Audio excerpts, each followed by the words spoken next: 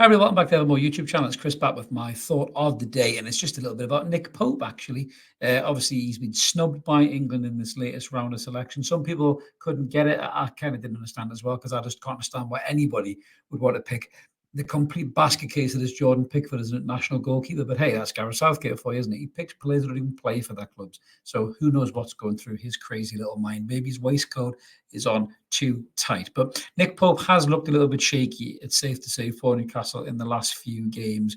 That's obviously coincided with our downturn of form. So my thought on this about Nick Pope really is the England snub actually good for Newcastle? Because other than Nick Pope travelling away with England and being part of the squad and everything else, it gives him time to maybe come down to the training ground, maybe work with Eddie, work with the goalkeeping coaches, and just try and figure out what's going on up here with Nick, because it doesn't quite look the same. I know he had that injured finger towards the back end of the season, then obviously in pre-season, he did play in pre-season. I don't know whether the injuries may be causing him to have some issues. His kicking's never been great as Nick's, to be fair, and I think that's the reason why he's been snubbed out the England team. Apparently, using keepers with feet is obviously the new thing that football managers do. That's what happened to Joe Hart at Man City. That's how it spelt the end for him under Pep Guardiola. And I don't think that Pope can't use his feet. I think he's just a little bit rash sometimes. He panics a little bit. Maybe that's something that he can work on a training ground when he's not away with England. But I think a lot of it with Pope is his mentality. I think he needs to just try and get back to remembering he's a really good goalkeeper. He's a brilliant shot stopper. He's never let us down. I think he's a sensational keeper. 10 million quid he costs us. It's an absolutely bargain, really, in terms of cost of goalkeepers these days.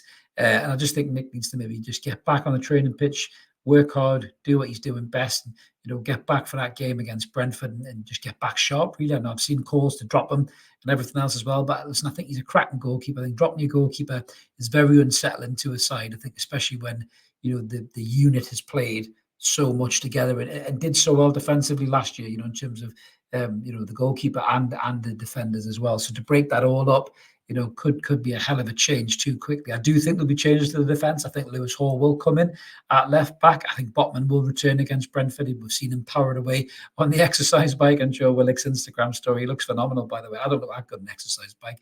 I wouldn't sit next to Sven. I'd be way over there somewhere else. I wouldn't sit next to that Rolls Royce Adonis on the exercise bike. But going back to Nick Pope, I think this would be good for Nick Pope. Stay at Newcastle, try and work on a few things. Get yourself right, Nick. Get back against Brentford and just be the Nick Pope that we all know and that we all love. And hopefully that's the player that we will see coming back to Newcastle, coming back into that side and just being what he is, which is one of the best goalkeepers in the league on his day. He really is. But let us know what you guys think in the comments below. Do you think the England snub will help Pope and help Newcastle in the long run? We always like to hear from you. Drop us a comment. We always do our best to try and reply to you. And if you haven't already, consider subscribing. We'd love to have you on board whenever more. To smash that button, like the video too, help the channel grow. And if you're interested, we do have a membership option now as well, which is only $1.99 a month. So if you want to click on that and get some extra benefits, you'll see what Mark's laid out for you in his little techie goodie box. So smash that, come and join us, guys, be part of the squad.